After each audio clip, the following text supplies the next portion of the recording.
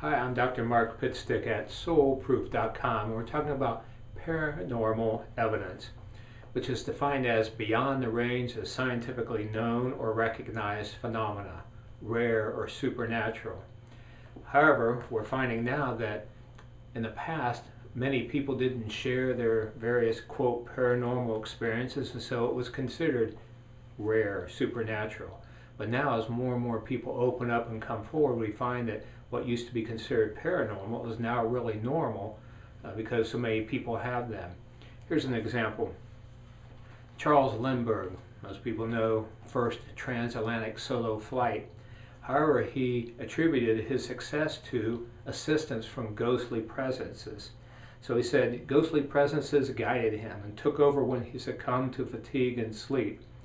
He described these as phantoms, as transparent, moving, speaking with human voices, and being friendly. These emissaries from a spiritual world, he called them, were like a gathering of family and friends he had known before. Colonel Charles A. Lindbergh wrote about this spirit-assisted flight in his book, The Spirit of St. Louis. I wasn't taught that in school, were you? And why not? I think it's something very important that we need to talk about.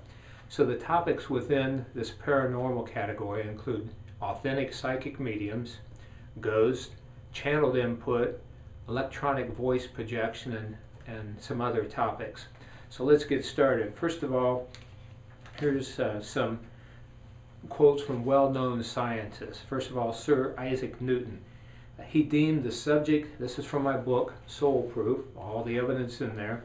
Sir Isaac Newton deemed the subject of psychic phenomena worthy of research, but was censored by the church and his peers. Sigmund Freud, founder of psychoanalysis, was a member of the English and American Societies for Psychical Research and stated, quote, "If I had my life to live over again, I should devote myself to psychical research rather than to psychoanalysis." A profound statement, considering his input in that field. Carl Jung, Dr. Carl Jung, researched and wrote extensively about the paranormal. J.B. Rhine, psychology professor at Duke University, primarily focused on extrasensory perception research, but before his death, he called for, quote, further experimentation to learn about death and post-mortem survival, that is, survival after death, end quote. There have been very many well-known people who have believed in the paranormal and had different experiences. People from diverse as Socrates, Plato, to Edgar Cayce and Helen Keller.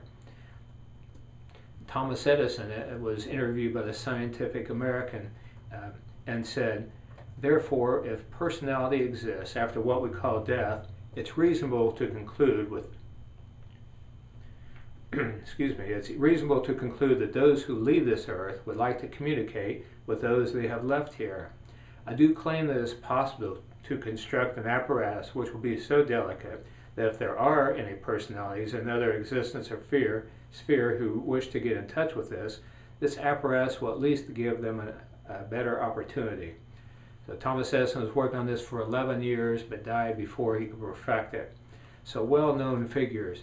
Abraham Lincoln, while the president, had seances in the White House. He was at